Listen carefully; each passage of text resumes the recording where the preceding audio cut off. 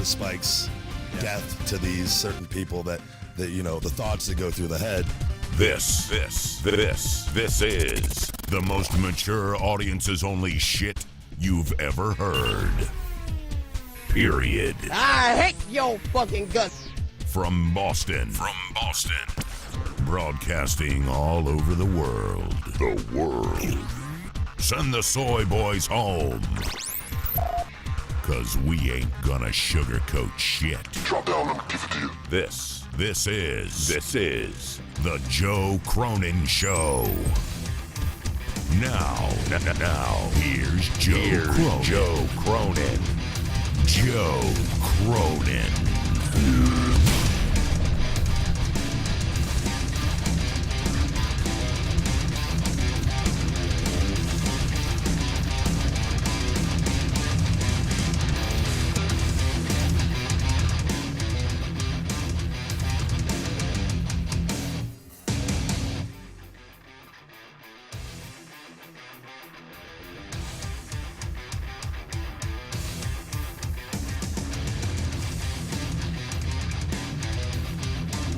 Well, I guess in the Triple H era, the one thing that I can say about the Triple H era so far is that it's very predictable, at least for me.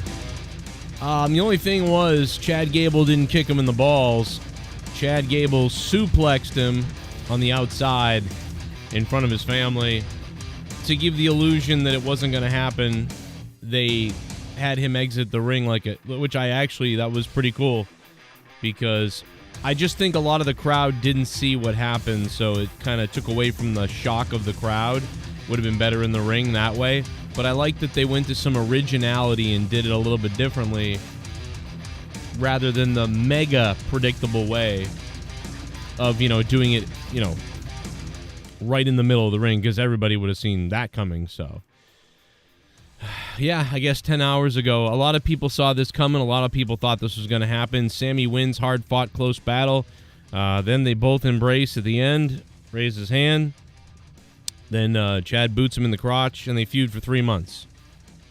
Probably what's going to happen, except I didn't get the crotch part right. So, guys, what's going on, man? It's a nice Monday night, to be honest. So, if you can do me a favor, hit that like button. We're going to be underway in just a second here for the Raw review. I don't know. How about those new tag belts? I got a poll up. I like them. I mean, listen, how could you not like them more than the penny belts with the flatbread, strap? Ugh. So if everybody could click that like button right now for me. Thank you very much. Let's get weird. And, of course, if you want to support the stream during the stream tonight, you guys can donate now, right here, using Streamlabs, or you can use the Super Chat button, whatever you want to do. It's up to you guys. Feel free to vote. Feel free to like. Feel free to comment. I'll be trying to read everything I can tonight. What did you guys think about Chad Gable turning? Was it as predictable as...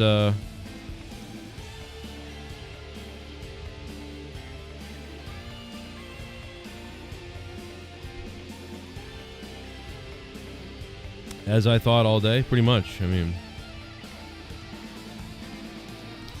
we are going to talk about the epic camera shot. I mean, bro, listen.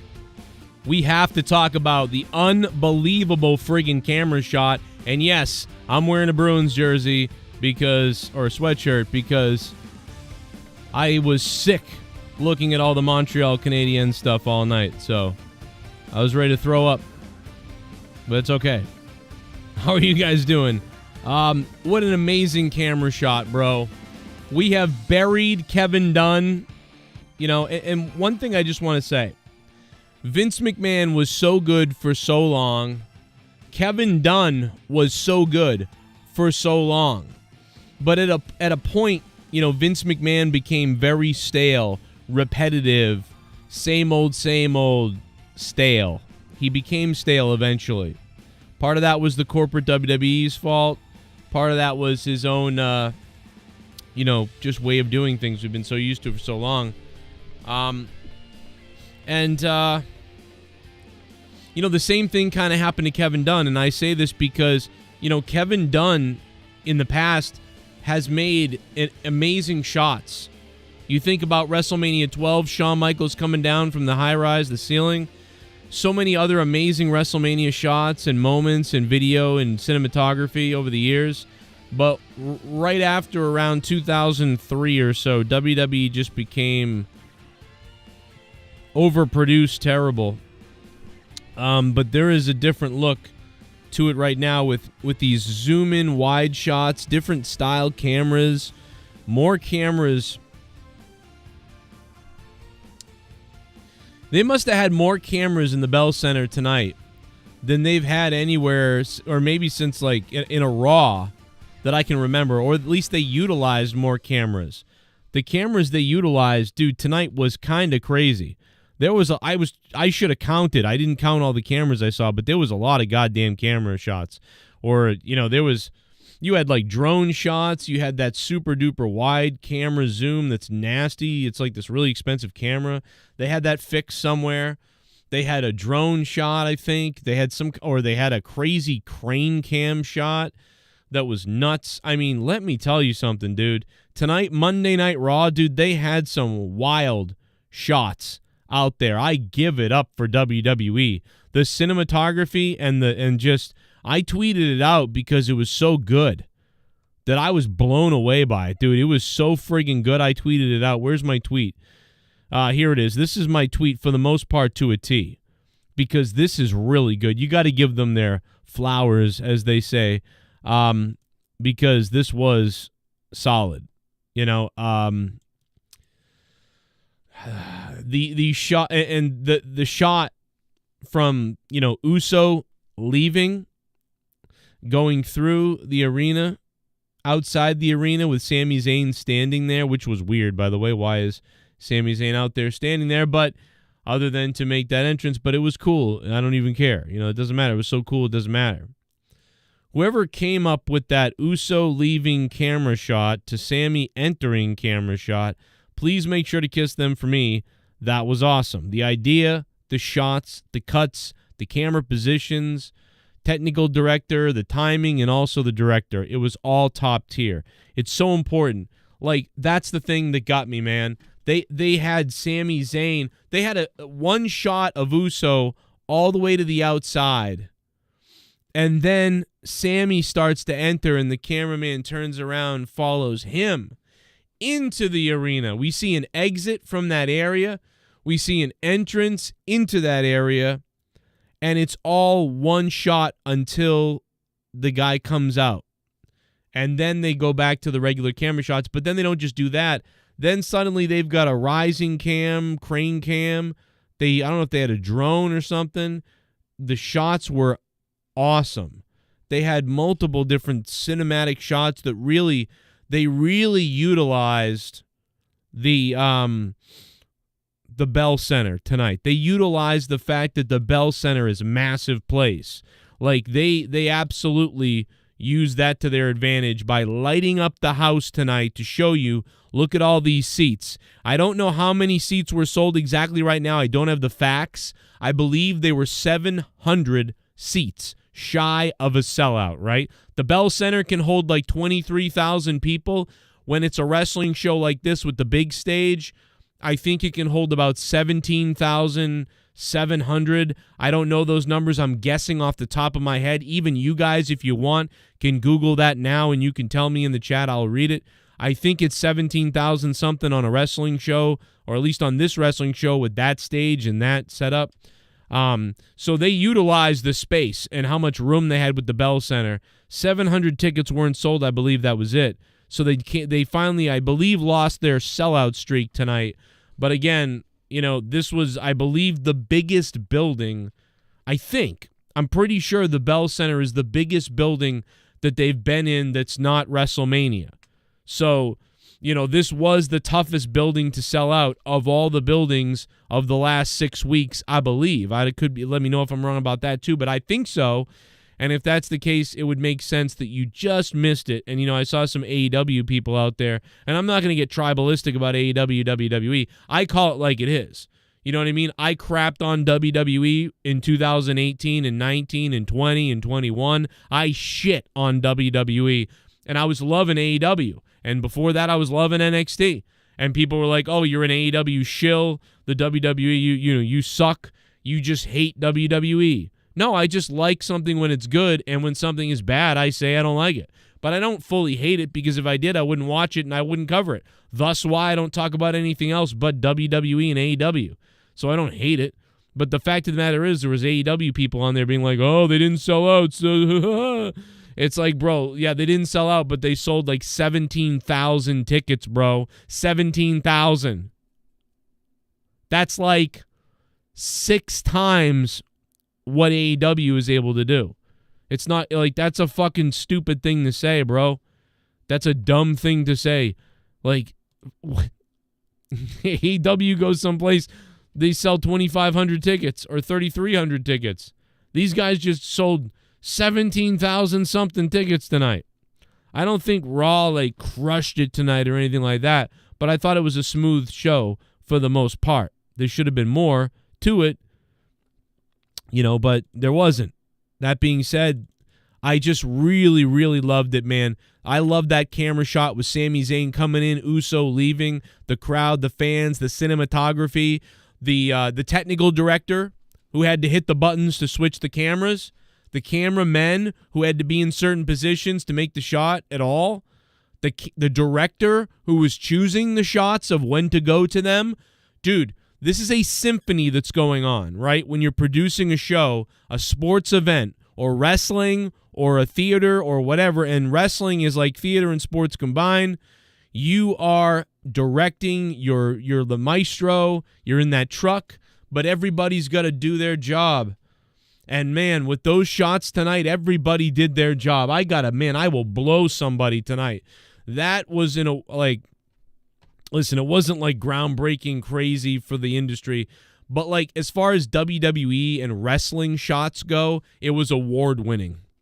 It's nothing that movies and tons of other people can't nail and do all the time, but in wrestling, you don't see it as often. And that's why for wrestling, right now, that's the shot of the year. There's been a couple other shots and captures and moments that you could say that's the production moment of the year or whatever. Tonight, that was the production moment of the year. The cameramen were all positioned correctly. Whoever chose the shots, because somebody chose those shots. Somebody said, we're going to do this, and we're going to shoot it like that. We're going to put a camera there. We're going to go to this camera when he gets here. That was all thought out and well done and positioned. So whoever thought of those camera shots and the idea, first there was probably the idea of following them in and out. So there's that. Then there was the camera shots of the cameras. What cameras are we going to use and where they're going to be and the positioning and the shots. That's 2. And number 3 was the cameramen who had to follow the action and actually shoot it. And then there was the technical director who had to push the buttons. Then there's the director who called the shots on the shots, what shots he wanted at what time. And then there were the wrestlers. And everybody did a damn good job. And that's why I say, man, that was, for wrestling, an award-winning sequence. What a great job. Rhea Ripley's injured. Some people were talking about, oh, is she really injured? Or is this part of, she's had an anxiety attack and she's got anxiety and she's got to go see a doctor or something. I mean, dude, that would be terrible if we're dealing with like somebody's mentally in their head and they have to drop a belt because of it. That would be, oh my God, would that be terrible? To find that out would be devastating. I hope that's not the case because I don't understand where the injury really came. It feels like a work. Like Liv attacks her last week, but that's why I thought, well, maybe it was because she was injured going into WrestleMania. But then I remembered, somebody reminded me earlier, Joe, you told us on the show that she had a panic attack before WrestleMania, and it wasn't that she got hurt. And I said, oh, yeah, you're right. It wasn't that I heard she was injured. It was that I heard she was having a panic attack. In fact, you didn't just hear about it. I think they said it on the air at WrestleMania, if I'm not mistaken. Which, by the way, that brings into question, do you do that? Why did you do that? And I don't remember if that's true, but if anybody, I need you guys' help. Does anybody remember, did Michael Cole, did the broadcast team announce that Rhea Ripley had a panic attack on the show? If they didn't, okay, because I heard that from people that I know. I heard that she had an emotional situation, and then for some reason, I thought it was a panic attack, and then I almost remember somebody announcing that she had a panic attack. So, if anybody knows, let me know, because I'd really like to know, and I don't know. I don't remember. Not 100%, but Rhea, Adam in the chat says, Rhea already injured before Liv attacked her. Yes, that's exactly right. Yeah.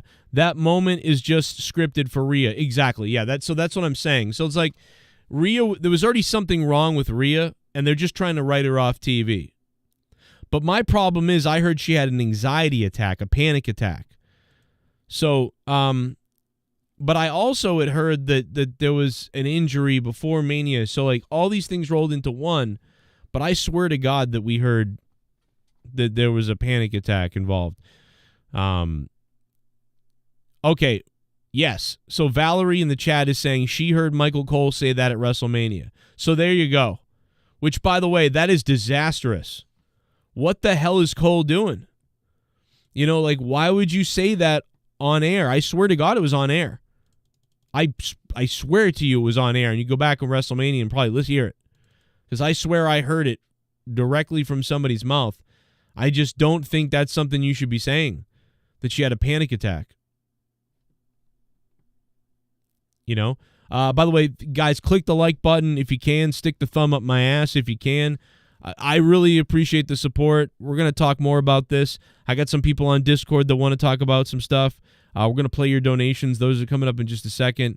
I thought overall it was a pretty good night tonight.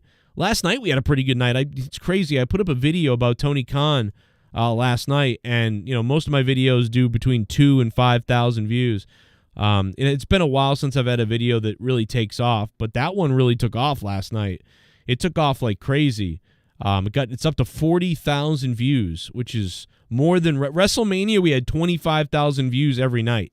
So each night at WrestleMania this year we had 25,000 views, and we gained a couple hundred subs. Well, last night, that video that I put up, bro, it did 40,000 views. It's still getting 500 views an hour. It's got 40,000 views. And so I just want to welcome all the new people that might be watching tonight. Thank you guys for clicking the sub button to give me that trial time of, hey, let's see if this guy don't piss us off, you know? And so hopefully I don't piss you off too much. You know, you piss everyone off eventually at some point, because when you get used to listening to someone after a while, you hear contradictions and hypocritical things sometimes, and that, you know, drives you a little nuts. So welcome to the show. You guys can always call me out on stuff if you want to, but I'm always happy to give my opinion and try to give you a podcast and try to entertain you for 20 minutes, an hour, whatever it is. And we've been doing this since 2012 on YouTube, so welcome to the new people.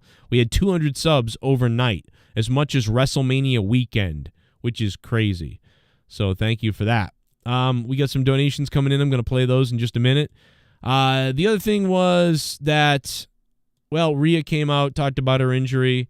Again, is there really a shoulder injury, or is there something going on mentally? I don't know. I don't know why Michael Cole would say, oh, she's got, you know, anxiety before coming out. Maybe that's not related to the actual injury and there's two different things going on.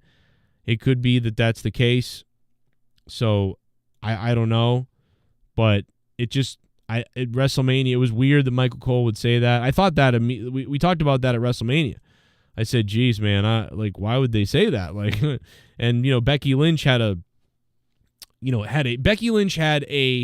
fever, which I understand. But, you know, if they wanted to give Rhea, like, sort of a level excuse, too, they could have said Rhea Ripley is dealing with an injury as well, and Becky Lynch had a fever. You know, they should have just said that Rhea Ripley was dealing with some kind of injury instead of saying she had a panic attack or anxiety attack. So, I don't know, but I think it's possible that Rhea could actually really be injured, and it's just it's just also she really had a panic attack as well. So all these things could be true. I did hear a report before the panic attack thing that she was injured. So that does, lead credence to that beforehand. Or was that the work and Cole let it slip that it's something else? But I just don't. That's hard to believe, but it's possible. Can someone tell the security guy? We're never calling this guy up again, guys. By the way, all the security guards tonight, all the local wrestlers who are playing security guards tonight, they all did a great job, except for that guy on the left who smiled the whole time like a weirdo. It was fucking noticeable. This guy had some of the most he had the most camera time of the three guys who were grabbing Liv. And every time he looked up, he had this just fucking goofy smile on his face.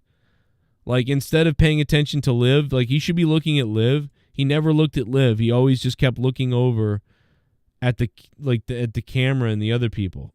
Like, he never, like, you wouldn't do that. He was just always smiling and looking. It was very obvious. It was very weird. If you are an indie wrestler and you get called up to help WWE be a security guard, man, if you can't even act like a security guard, like, you're going to have trouble, bro. You got to be like Teddy Goods. You got to be like Teddy Goods. You got to act better than that, bro. So he was the worst security guard of all of them. All the other guys were great. Everybody else did a great job. Not to bury that guy. He's very cute and everything. He had the little cute smile. I like him. Hell, I might leave my wife right now. I don't know. But, yeah, it wasn't working out for him. And, the fact that Rhea didn't jump in on anybody and do anything more physical, I guess, leads, I guess, some credence to that shoulder, being actually injured. But, yeah, that guy was not good.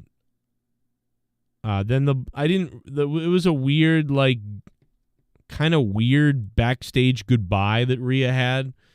Like, hey, guys, I've got to go away for a while. It was kind of weird. And then, like she's not the leader or the alpha anymore. She was for a while, she was the alpha of the group. Which, one thing about Judgment Day that's been pretty good is that, between her and Priest and, they've kind of bounced, and even Balor, they've bounced around on who the alpha of the moment is. It's sort of who's the most powerful in the group at the time. Whoever the most powerful one in the group is at the time, they just kind of switch around, which is an interesting thing. You don't see that in stables and groups that often.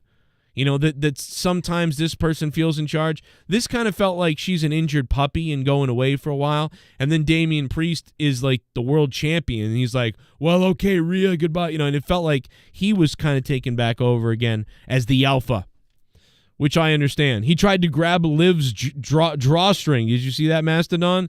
Jesus, Ronda Rousey is just burying WWE. Ronda crybaby all over the place, dude. Ronda is like... Bro, I'm concerned about Ronda Rousey. She is like fucking... She just hates everything. She is bitter and mad and mean and nasty. Like, Ronda Rousey is out of her goddamn mind at this point, bro. Ugh. So WWE has been selling Rhea's arm injury on air for weeks before she wrestled Becky. She was wearing an arm brace on TV, and all she did was not wear the brace for the match, though. Great point. Great catch. But that's the wrong arm. That's the wrong arm. So people sent me this picture telling me, yeah, no, Rhea's been injured for a while. Yes, I see the arm brace, but the problem is that's the wrong arm. That's her left wrist that you're showing me. But it's her right shoulder that they're saying is injured. So everybody's been sending me these photos and telling me, Joe, you idiot, she's been hurt. She's had a wrist thing on. I mean, unless they're selling a different injury than she has, that's her left wrist. But as you can see in the video down on the left side, her right shoulder is in the sling. So that's not true. So I don't know, but good call and good try, but that's not wrong hand. Wrong arm. I've had a lot of people tell me this tonight too, by the way. I just realized that I got Judgment Day colors going on behind me tonight. Just thought of that. What's up, chat? Hope you guys can click that like button and stick the thumb up my ass, guys. What's up? How you doing, man? Van Edwards is here. Ron and me tooed me outside of a Tim Hortons with a cup of Java and some donut holes. What? Van Edwards, Jesus. What the hell's going on? Mysterious Black, how you doing, man? Mr. Pico's here. Balor's a jobber now. Yeah, he is. Poor Balor. He's doing all right, but, you know, we got to bring back the Damon. Bring back the Damon. Did you see Max Caster thrusting in that guy's face? She said she was violently shaking a couple hours before WrestleMania, but when she walked through the curtain, she was fine. Yeah, see, like, something's up. So maybe she's going for a mental evaluation. That's what I think. Maybe they're protecting her, saying she's injured, and she's going for a mental evaluation to see a doctor and to take some time off for a little bit, figure out what's going on. That could be what's going on, guys. It could be. And Michael Cole let it slip at WrestleMania, which is a big mistake in my opinion. I mean, not as big as back in the day because we all know this is what it is. But, still not a great look to say that because now we're talking about it.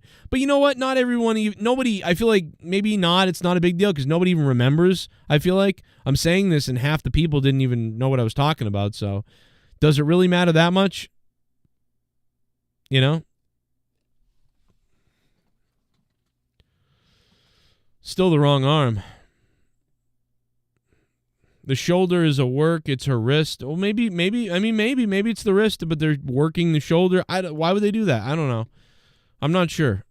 I'm not sure what the point of that is. But let's go to your opinions in a minute. Guys, if you want to donate to the show, I have all my donation alerts on. $5, $10, $20, $50, whatever you do. The brand new $24 Jake DeMarco Dono, the $8 Gritty donation, the $12. There's a million of them. You can feel free to donate away. Or you can super chat down below, become a member. Love to have you as a member. And I want to thank all the patrons who signed up on patreon.com/JoeCroninShow. I'm going to play your donations in just a second. And so get them in. We'll get to those in just a minute.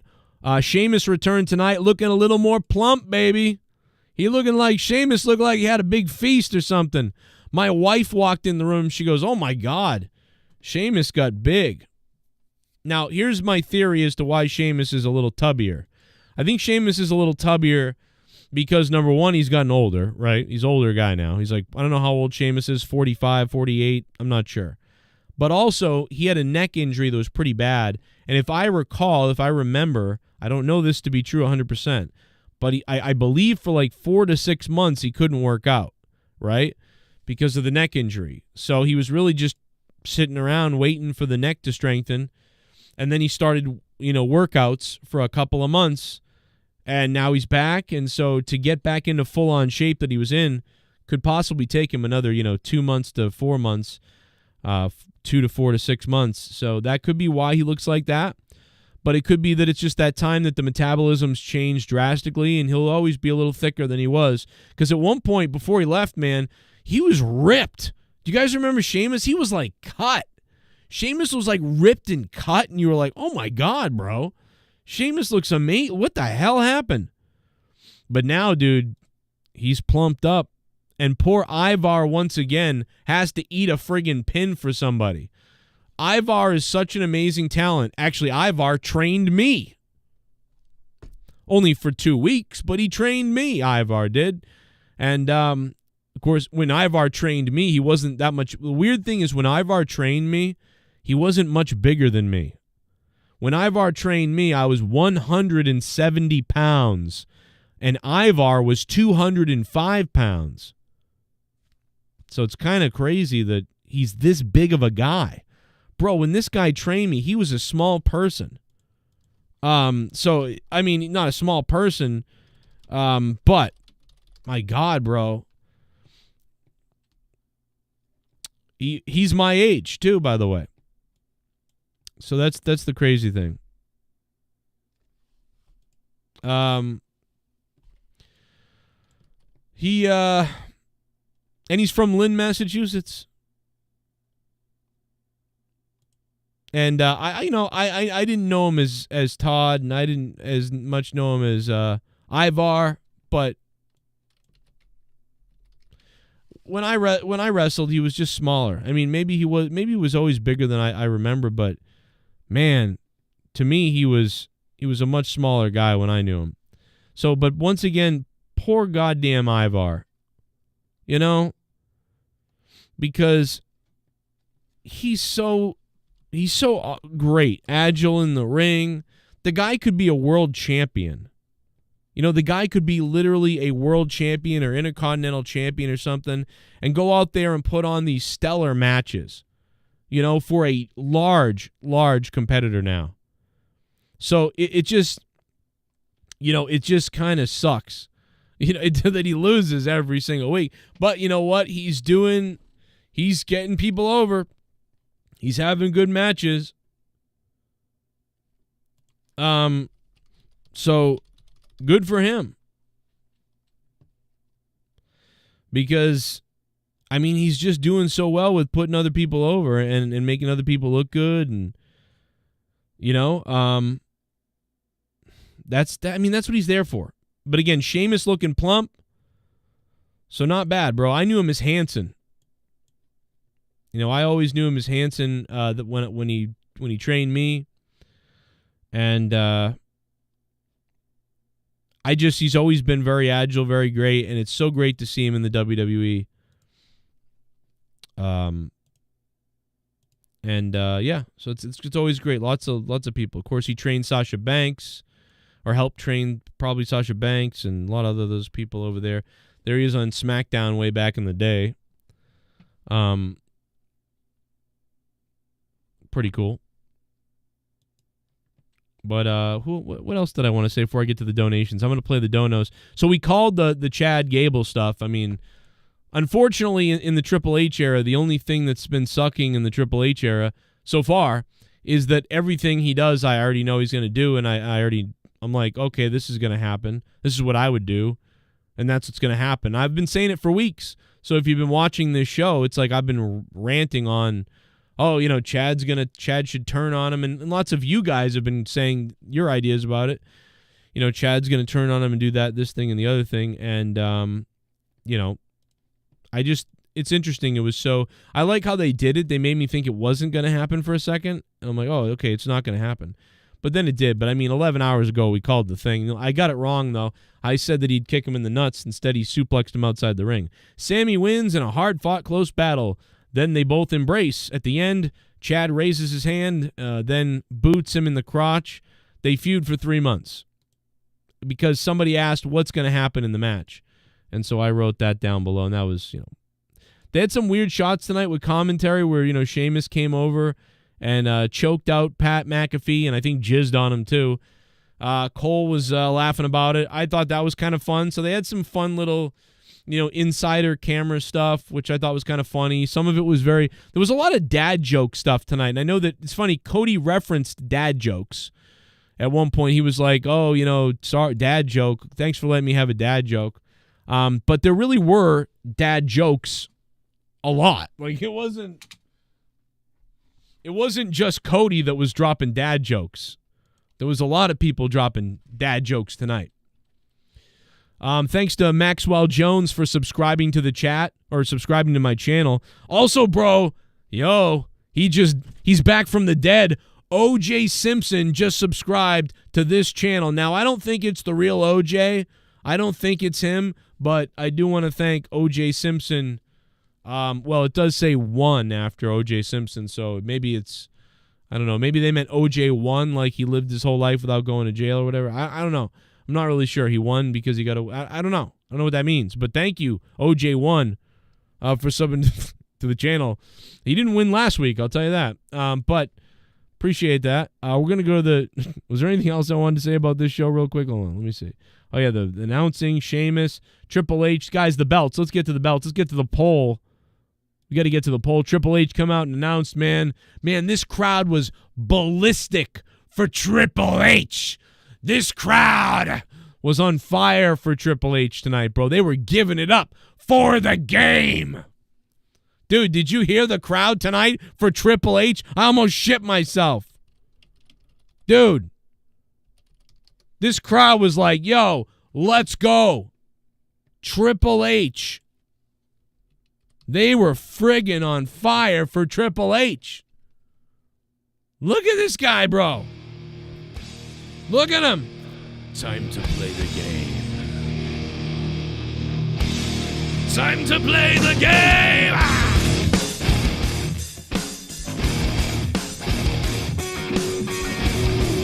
Look at him.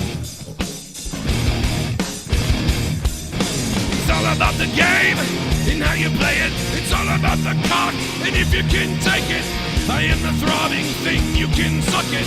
I'm gonna make you take it in a bucket. My cock, my balls to me. Sorry. But no, I'm having fun. Triple H was just there loving Triple H tonight. He was fire, bro. Fire.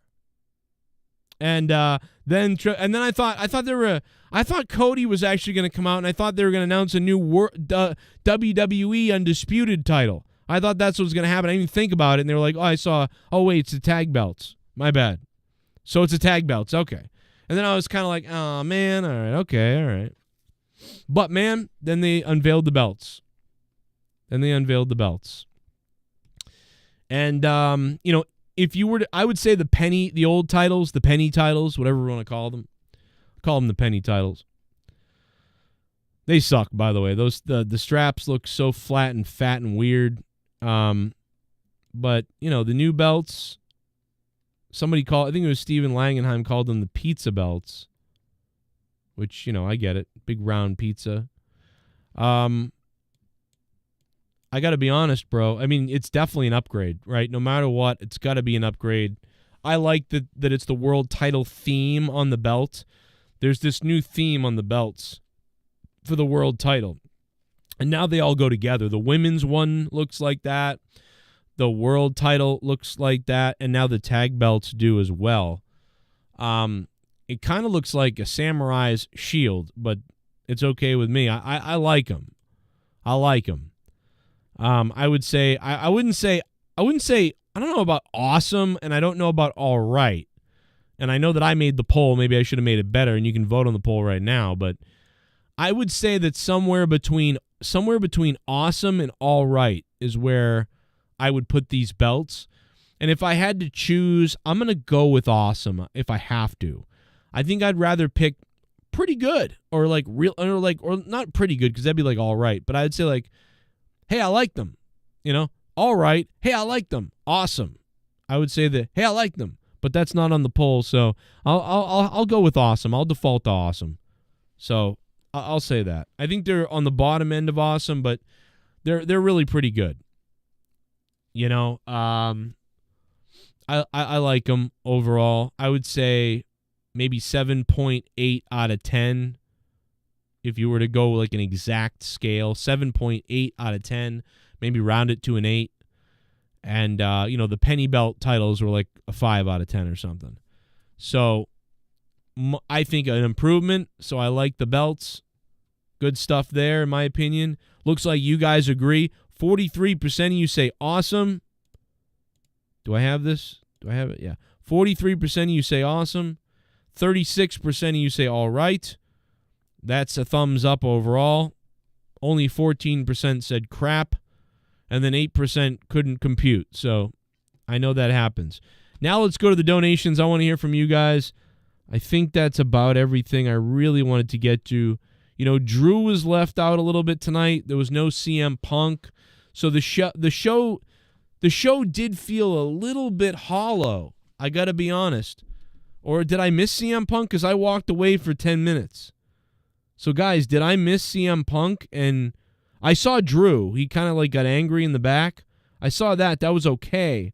But it wasn't anything crazy. So I feel like tonight Drew was a little bit left out. And CM Punk wasn't there from what I could tell. And so it felt a little bit hollow without those two guys. Like, those two guys have been doing some of the best work at all out of everybody on Mondays, and they weren't here. So to me, it was a little bit of a miss there, but that's fine. Overall tonight, I thought they did a pretty good job. I am going to jump in the Discord briefly in a minute, real quick, to hear what you guys might have to say. Mustafa has $500,000 or more in his bank account, but he comes on this show. We always wondered how he had the time to come on this show and to just play music in diners and places where you wouldn't really make money. But now we know with all those rallies he does, probably paid by Soros. That's why Mustafa has $500,000 in his bank account. Anytime you want to lend me some money, Mustafa, please message me. Thank you, Mustafa. We love you.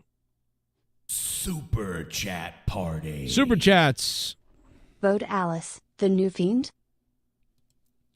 Bo Dallas, the new Fiend. Yeah, we had more warnings about the Fiend coming or something coming, or Captain Howdy or Uncle Howdy coming, or something's going on. So something's up, Jay and Joe's world. We knew about it before, but yeah, they're just continuing to tease that. So we'll see when that becomes, to fruition, or we find. I don't know when that's going to be revealed, but could be a while. Don't mind if I do. Thank you. What's my name? Dunkachino. It's a whole new game. Dunkachino. You want creamy goodness? I'm your friend. Say hello to my chocolate blend. Happy 60th birthday to Wawa tomorrow. The camera work from Jay leaving ring to Sami entering ring deserves an Emmy right now. Plus the lighting to start the match. Man, yeah, the lighting, the camera work.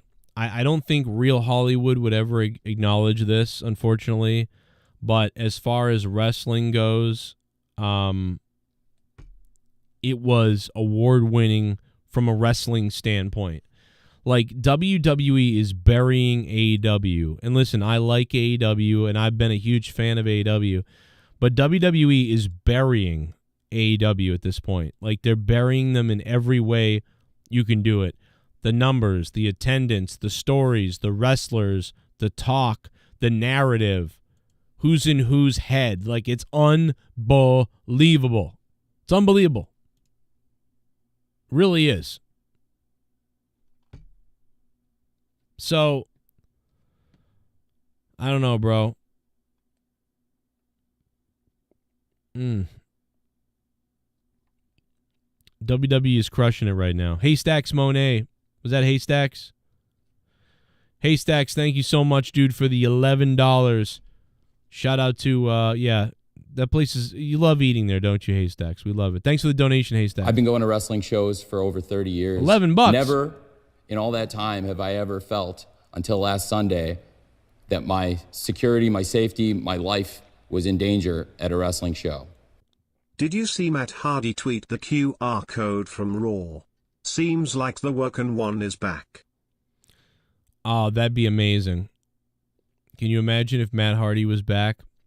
I wish Matt Hardy was back and he could do the broken gimmick again. He didn't have to be woken, right? Because he had to be woken because of legal stuff, right? Or did they change it? I don't remember now what they did. Ray J's World, thanks for the $3.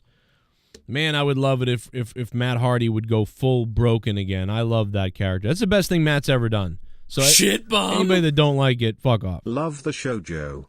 Ha ha. A donation. Ha. I really wish I had an opinion on RAW, but I just, thanks for watching my video review. I didn't even see the choke. Ha ha. That's okay. She put out another video earlier, or a poll earlier, and the thing just says, what are they saying? Like, look up, what are they saying? Like, dude, she's just the worst. I'm sorry. Bless her heart. Bless her heart. She wants a job, so she's got to be a just annoying journalist person. That's how you know, man. That's the difference between me and everybody else. I always said if WWE were to ever give me a job, which they almost have, and if AEW were to give me a job, it would be a big credit to them because they would look past all of the ranting and things I've said here to employ me as a talent because that's how good I was. So I dare them to do that. But I'm not going to do it by pretending and sucking up and being a fake person to be like, hey, I want to be the announcer guy. That's why, how about WWE tonight, guys? We watched the show. Unbelievable stuff. Let me tell you something. Did you see the CM Punk footage? They released the footage behind the scenes, and man, wow. I don't even know what to make of it. But I'm probably going to watch this footage like 15 times because, wow, he shoved him. I didn't see a choke, but it was wow. It was just so crazy. Anyway, there it was. What did you guys think about it?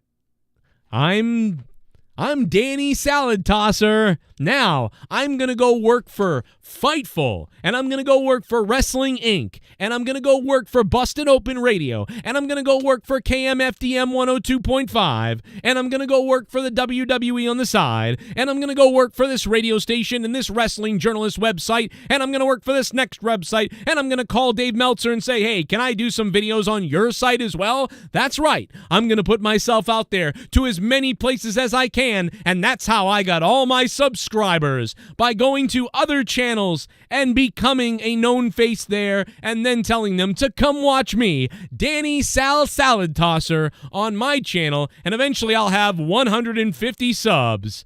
Boy, that's what I'm going to do.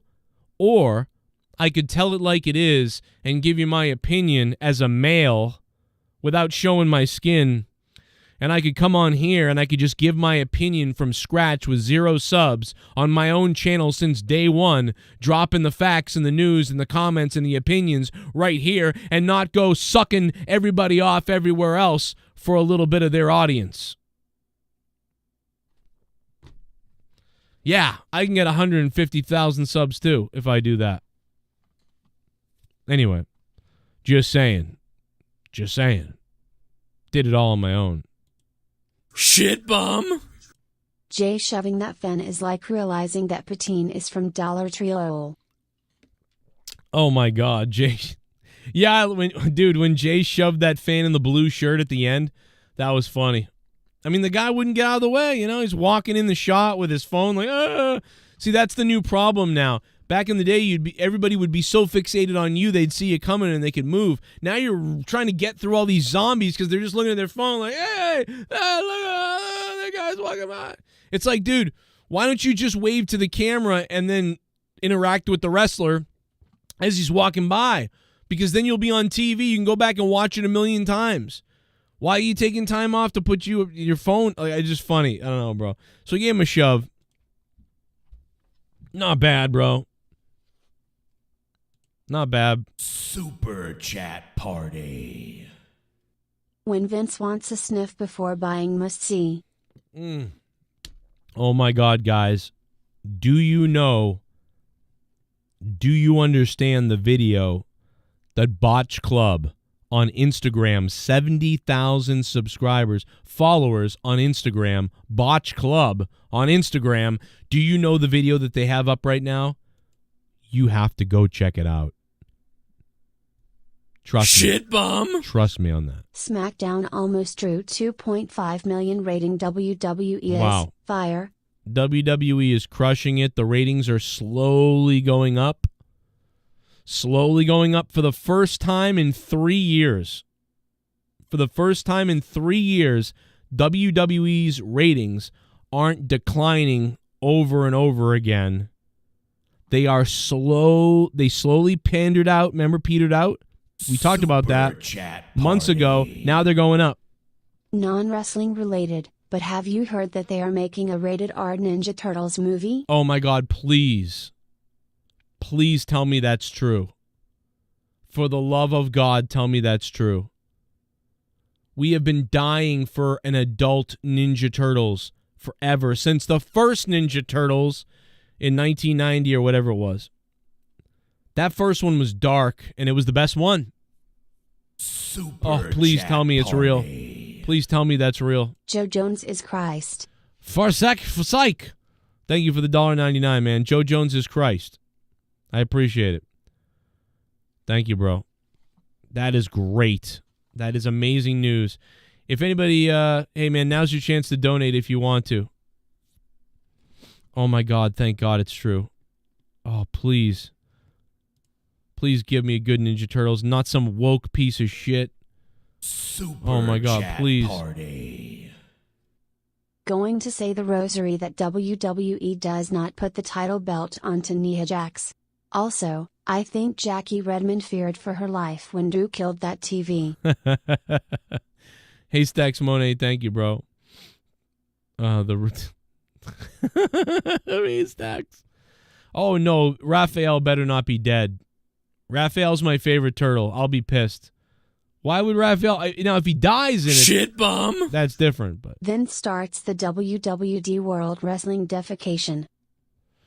Vince starts WWE World Wrestling defecation. What the fuck, Mr. Pico Boulevard? Jesus. Yeah, I don't know if I can deal with Raph being dead though. That sucks. I know that's a comic thing. I love the comics, so I just don't want to start with Raph is dead. That'd be a bummer. They're gonna run a train on April. Oh my god, bro. Imagine them just running a train on April O'Neil. Let's jump over to the Discord for a few minutes. Guys, you have a few more minutes. If you want to donate to me and support the show, I would much appreciate it. But until then, we got a couple minutes left. Mustafa, what's up, brother?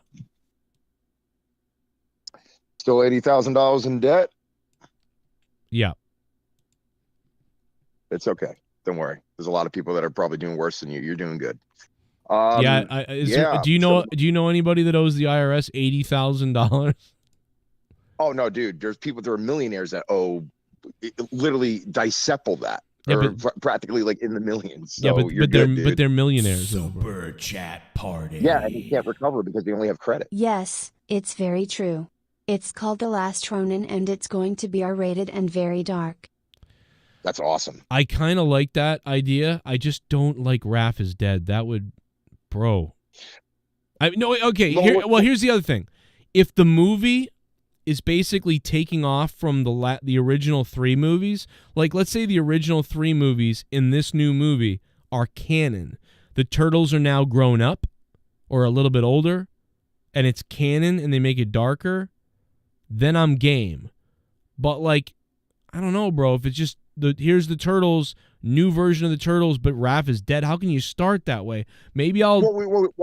Well, I'm thinking like maybe Raph is like, he's dead, but then he comes back, or like maybe he's just hospitalized or something. We're like not getting the full story. Well, I've always known that. Like I've always thought that he got like almost killed in a comic, and then he gets out of it, just like they did. But they did that in the first Turtles movie. That's from the comics. What they did in the first Turtles movie, where Raph is like knocked out and he's unconscious. That's from the comics. So, and by the way, I do remember 47 Ronin because I'm pretty sure I read that or something. I've always known that name.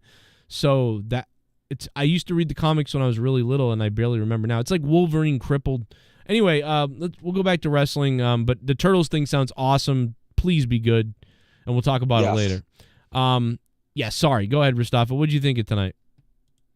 Honestly, what kept my attention really the entire 3 hours, and again, I still can't believe we're still watching 3 hours of Raw to a large degree, even in this era. Right. But the Montreal crowd kept me awake. Like, that was a really good crowd. And there's people on Twitter that are going, oh, but last year when Sami came on SmackDown and the Elimination Chamber crowd, they were better. I'm like, dude, anytime you go to Montreal, it's a hot crowd. Anytime you go to Canada, really, even in Toronto, they're hot crowds. Yeah. And granted, like, Triple H being there helped. It didn't help starting off the show that Rhea had to vacate the title, because at first I'm thinking, okay, it's bad because she's been injured for a few weeks, but maybe it's not as bad as I think. Maybe they could still keep her on TV, kind of like Seth before Mania, but I'm assuming it's severe to the point where they have to take her off TV. That's why they did the whole angle last week with Liv. Yeah. They were booing Liv, and again, Liv was justifying her in her promo where, Rhea's the problem and this and that, blah, blah, blah. Do you find Liv to be a heel? I mean, because I find her almost like a tweener, and I hate the fact that there's so many tweeners in any company whatsoever.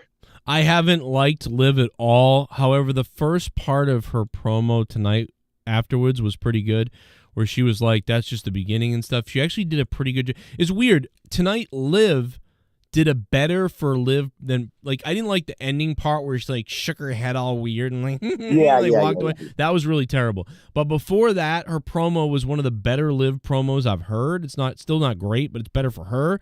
Same thing with Nia Jax. I thought Nia Jax's promo tonight was like better for Nia Jax than usual. So yeah. Some people still hate her and stuff, but like think about Nia Jax's promo. If you listen to it, like she kind of sounded like China or something. She just sounded pretty good from Nia tonight. So yeah, it was okay. I don't want Liv to be a tweener really because I don't like. And you want to know something? There's a credit to that because obviously you got writers and stuff, but I think the writers nowadays are more lenient, especially under the Triple H leadership, because it's almost as if they're saying, okay, what would my character say? Why would I say it? So I feel like there's a little bit more comfortability, especially with the women when they're doing promos. The men, it's a different thing because it's more, I guess it's more spontaneous with the men, but with the women, it's more focused, more concentrated. And it needs to be, especially since that it's still a male-dominated business. So. I think a lot of the women. I'll tell you why. I think for whatever reason, I think a lot of the women have trouble ad-libbing promos. I don't know what it is, why that is, but I feel like if you were to do a math study on the women versus the men, and it could just be because there's more men than women.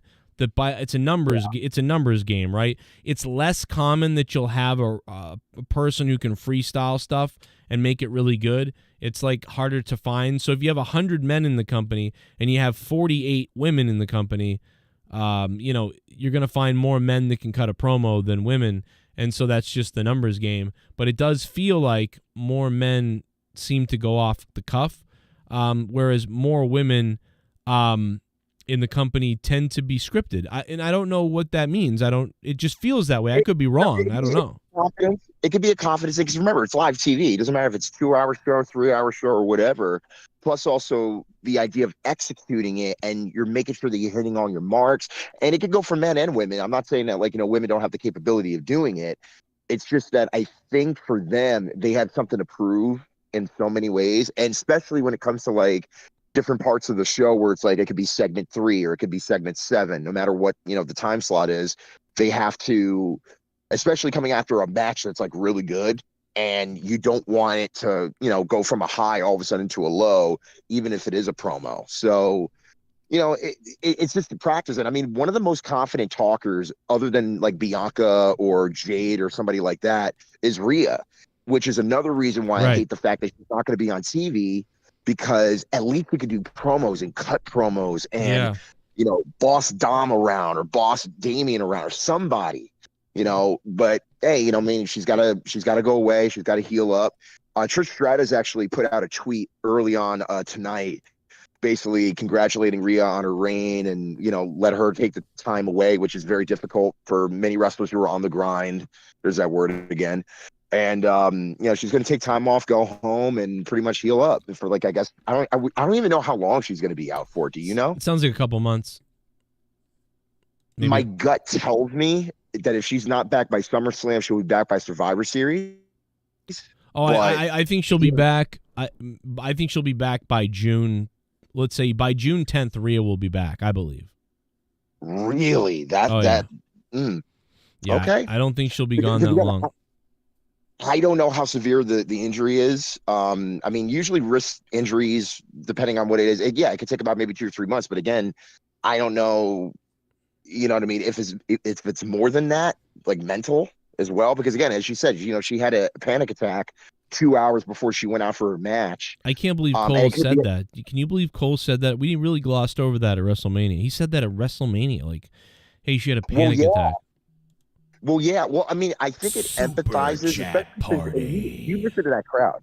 It's just one turtle left, and he represents all their weapons and styles, and at the end you figure out who it is. Oh. That seems a little weird, but okay. That does seem weird. Yeah. I mean, I guess if they're going to do a new Turtles and it's darker, it's I would like to see it start with all the Turtles and then be a trilogy to the last one. I don't want it to start that way, but I don't know, whatever. Maybe that'll be good. I'm not going to complain. That sounds like Silver Surfer stuff right there, man. It really sounds like Fantastic Four Silver Surfer, and you got the one guy who they believe was Inferno or whatever his name is, and he's taking on all the powers. I don't like that at all. Shit personally. bum. Right.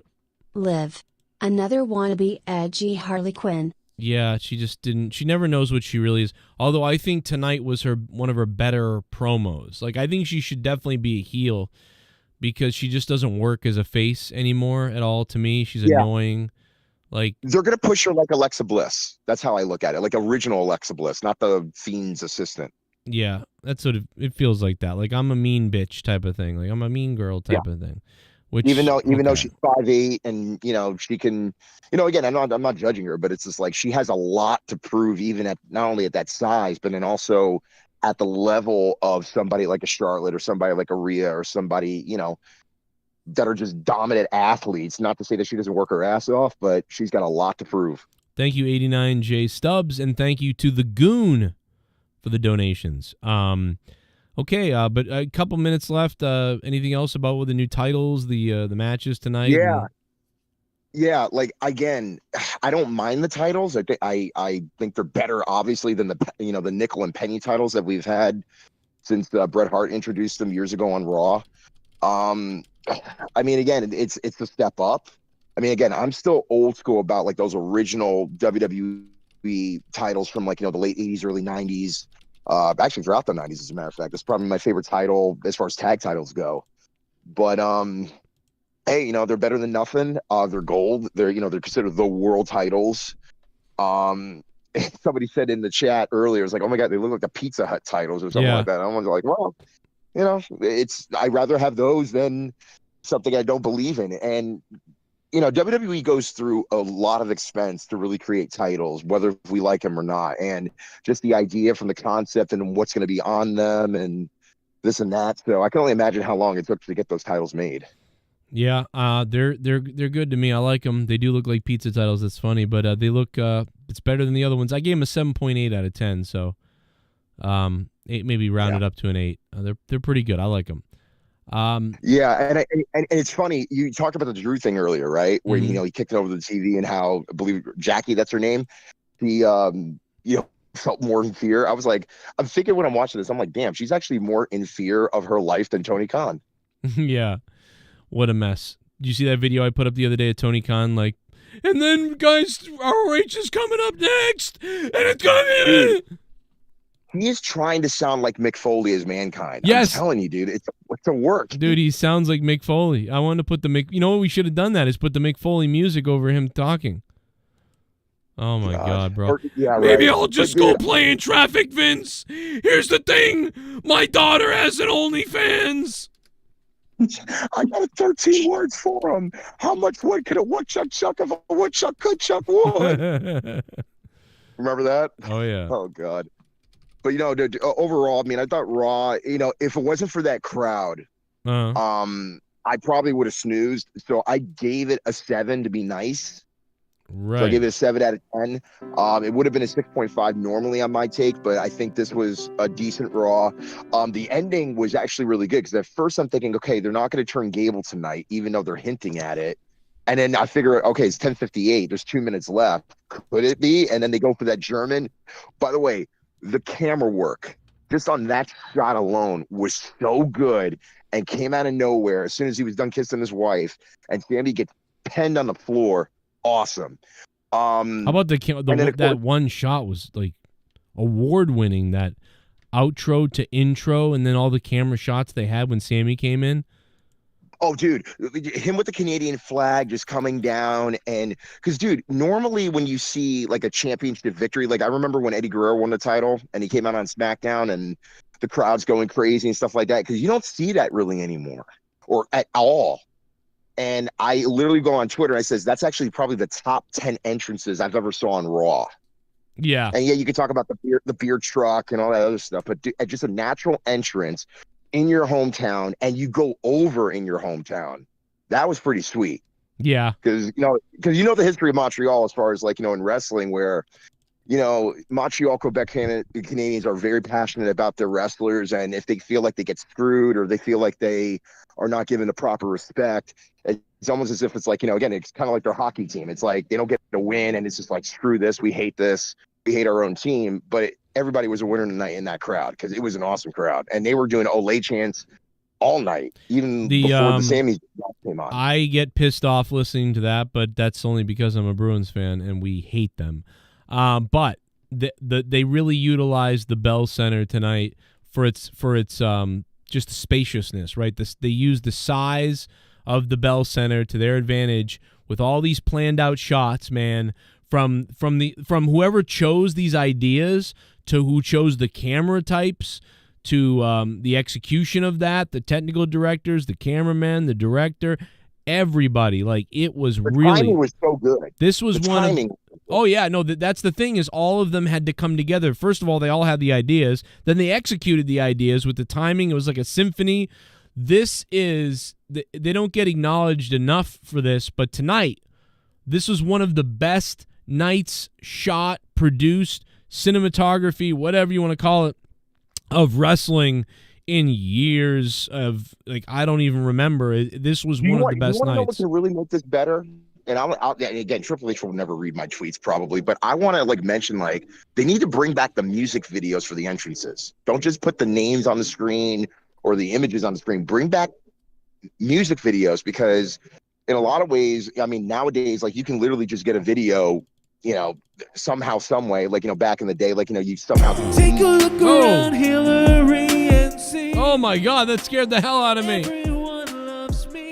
Take a look Everybody loves around Hillary. and Oh my see. God, it's Hillary and Trump. Me. Take a look around Hillary and see. Everyone loves me. Took a long look along. Everyone loves the Dawn. Take a look around Hillary. Everyone loves me. Take a look around Hillary and see. Bro, you really need to read The Last Ronin. It's a new comic book that came out in 2020. So basically Leonardo, Donatello, Raphael, April and Splinter, they all die, but they are with Michelangelo in spirit form.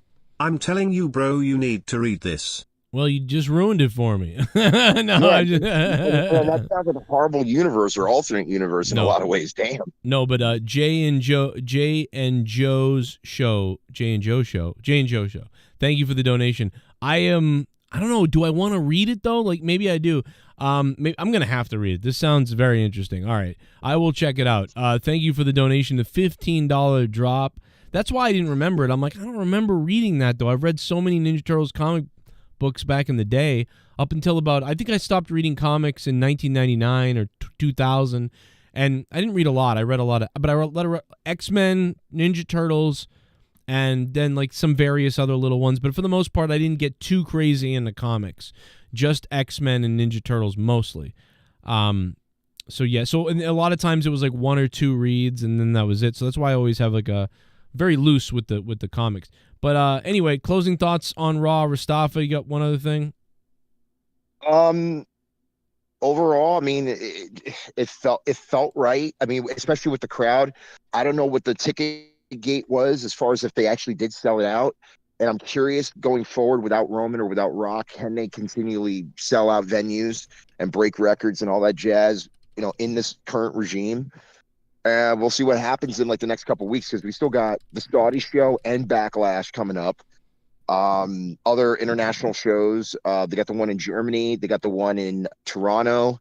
Where else are they going? I mean, they're going all over. They're going all over the place right now. And especially like coming out of SummerSlam, where else are they going to be going to that haven't been announced yet? Yep. So we'll see. And by the way, just a real quick thought. Like, I'm actually reading rereading the Crossman 25 who reposted your video about Denise, and I'm thinking to myself, well, wait a minute, you posted that, but then he reposted it, and that's what got all the heat, because it went over 500,000. I'm sorry, yeah, literally 500,000 people liking it or responding it or viewing it. Yeah. People think it was him that did it. People were mad at him. It's kind of funny. Yeah, dude, I'm about to say, so you got more subs than he does, and he's taking all the heat. Yeah, he's taking most of the heat. It's really funny. And then other people think like that I'm the Scampoli is me or something like so they like everyone is. I've gotten like very little heat, to be honest, like just a little bit. You know, it's not even been that crazy, but I don't know. But they're so fragile. You know, it barely was anything. You know, that's how fragile these people are. Can you imagine if you really said something? Like, I mean, like it's just. Like, and again, you didn't necessarily say, "Oh my God, Denise is like, to be a horrible person." I mean, again, you put her over, but it's just like, again, you just don't agree how she assesses. yeah, I crapped on her a little wrestling. bit, but it's like it wasn't a big deal. It was a little bit of a crapping session, and then they got mad at the whore thing because I said whore, and I said, well, not sexually. I said like, as in like, oh, hey, I'll work for you, and I'll get all the subs from all your channels to mine, and I won't do anything. Because when she started, she didn't grow her subs herself. She went out to other people's stuff and worked everywhere and got other people's subs to come to her channel. I watched. Well, that's the thing. Like, again, she spread herself thin. The fact that other people accepted her while she was working somewhere else is a testament to her. But I mean, again, she's making money. Yeah, that's so I can't fault her for making money. Yeah, she's doing a good job making money, marketing herself, being a journalist. I just don't like her. I think her wrestling opinions are worthless because she doesn't really give them. So that's all. And so I make fun of that a little bit, and I will.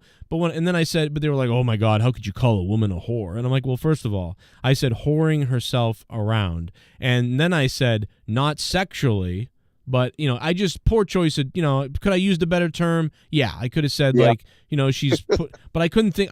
But that's the way I talk, bro, about everybody. Like if someone's like politicking everywhere, I mean, I could have used the word politicking, but. Jim Cornette would have used that nomenclature. Right. For a fact, Jim Cornette would have said that. I'm not going to change my words. I would have said, if it was a guy, I would have said whoring. I would have said he's fucking whoring himself out to everybody, and that's how he got all the subs. But I made sure to at least throw in that one little thing of like, hey man, don't mean it's sexual. I don't mean she's sleeping with everybody to get on the things. But the way she looks, helps Look her. At her look. But I don't blame her How for she that. looks. I don't blame that she looks like a girl, and other guys are like, oh, come on my show. Well, she is married though, and just for the record. Oh, see, I didn't know that. But thing. either way, it doesn't matter, dude. That fucking other guy is married, and everyone, all these women, women, Jasmine, and so many other women from this show have come on this show live on the air and said he's a weirdo, and wait till he gets canceled. And I'm like, oh my God, like, well, don't say that on I'm not saying that. But other women have come on here and made accusations that I won't repeat, but they said them, and wow. And funny enough, and again, I'm just going to cut it by saying this is like, again, the only thing about Denise that it's very difficult for me to forgive was when Bray Wyatt passed away, right? And she's in the, I believe it was All In, or right before All In. And she's going to all the WWE wrestlers and going, oh, what do you think about, Bray passing away? I'm like, why would you ask that about a colleague that just passed?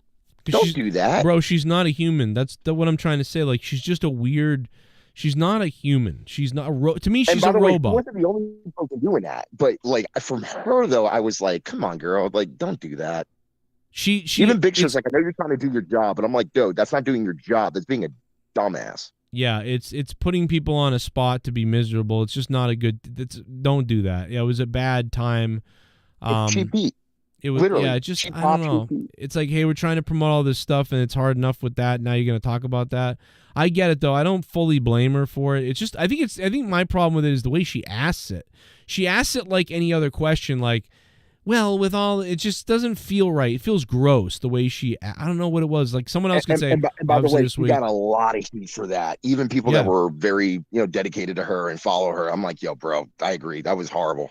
Yeah, and everybody makes mistakes, or not even a mistake, just like, oh, I thought this would be okay if I did it, and nobody liked it, and wow, I guess it's a mistake now, and looking at it, it feels bad, and I made a mistake. I don't blame her. It was ill-advised. It didn't come off very well. But hey, take a chance. You're a journalist. I didn't even get on it. I remember when that happened, I laughed at it and I said, oh, that's too bad. That's not very good, But I didn't really shit on her for that. But other people did. I don't hate her. I don't like piling on people.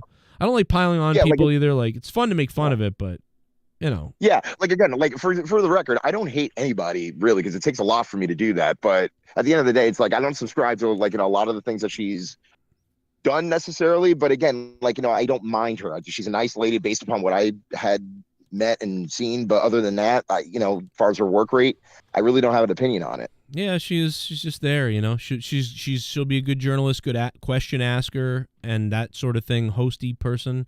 But yeah, everything else empty-headed.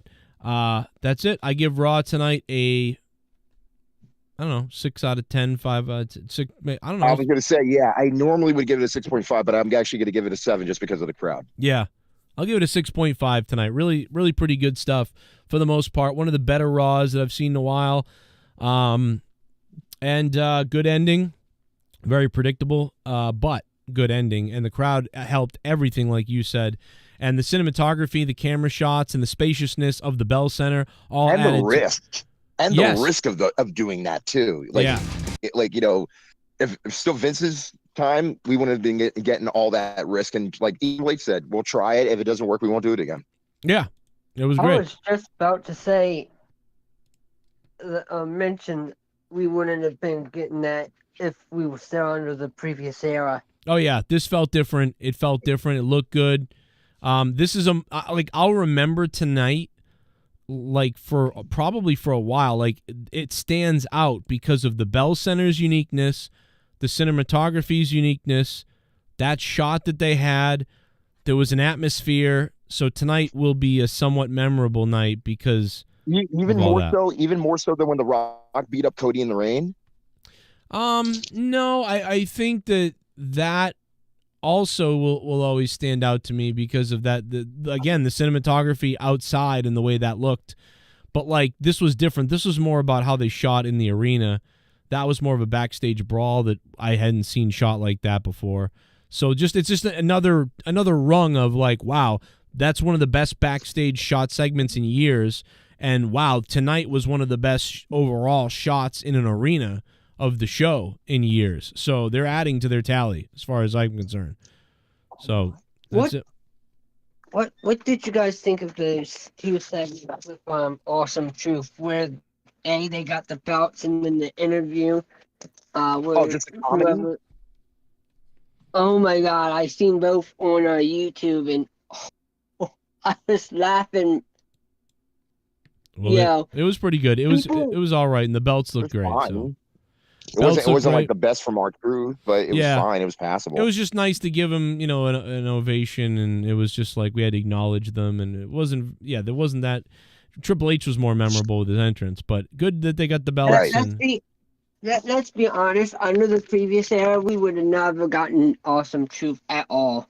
Well, I don't know. It's just the way. It's the way we might have. It's the way we're getting them, and to be honest, I think it's a Bruce Pritchard thing. So. Yes, I'm gonna say it's been years since they've teamed together, so it's fresh to see them back together again after so long. Yeah, I agree with you, and they're doing good. I like it, and it's nice, and the crowd likes them, and R-Truth getting the honor is beautiful. Is 50-something years old. The guy got a standing O tonight. Triple H really enjoyed that. I could see it on his face. He was just happy that R-Truth was getting this acknowledgement and getting this title, and it feels really good to see a guy like R-Truth, get that accolade tonight. So beautiful stuff. I'm wondering how. Sorry to cut you off, Joe, but I'm wondering how good that tag match between those two are going to be next week. I'm sure. It'll be entertaining, but at the same time, though, it's like, how long are the belts going to stay on Awesome Truth is the question. Yeah, they could come right off to DIY. It feels like, guys, I love you. Thank you so much for being here. I'll talk to you soon. All right, boys. Thanks for being here, everybody. I gotta work early in the morning, so I gotta go. I already stayed on here longer than expected, so thank you guys, everybody, for being here. I hope you can click that like button. I hope if you're new, you subscribe. Welcome to all the brand new subs we had the other day. Lots of people joined last night from the Tony Khan video I did. Thank you for subbing if you're new. If you're an OG, thanks for being here. If you want to support the show, think about becoming a patron on patreon.com/Joe Cronin Show. There's over 1,000 hours, 2,000 hours of podcast, behind-the-scenes stuff. There's a podcasts with me and my wife, Till Death Do Us podcast. There's the most vulgar podcast you've ever heard, the Corrupted podcast. That's available on my Patreon as well. It's all sorted out for you in different tiers and shit. $5 a month gets you just about everything. Plus, there's a podcast with me and my mom. There's a podcast with Jake DeMarco and me. Tons of episodes. After Dark, Jesse and me. So many other people, former co-hosts, tons of people, me and JB, everybody. Over the years, there's just tons of moments. There's hundreds and hundreds and hundreds. And it's all on Patreon. The last 9 years of shit on Patreon, including all the new episodes, up on Patreon right now. Patreon.com/Joe Cronin Show. Think about going there to support the show or become a member down below. And just, support the show whenever we're live. I mean, I'm crowdfunded by you guys. I can't do this without you. So it's up to you guys if you want. You know, the more you support, the more I can do shows. That's how this works, baby. And it's been going on for years. Thank you for doing that. And check out patreon.com/Joe Cronin Show. Works on your phone. There's the app Patreon. Go on your computer, whatever. I don't know. There's also some feet pics of me and jizz on them and everything. It's crazy. Plus, my wife makes weird photos on there. I don't know. No, that doesn't happen, but a little bit. We'll have a new podcast with me and my wife up coming up this week or next week. Till Death Do Us podcast. Plus, we got the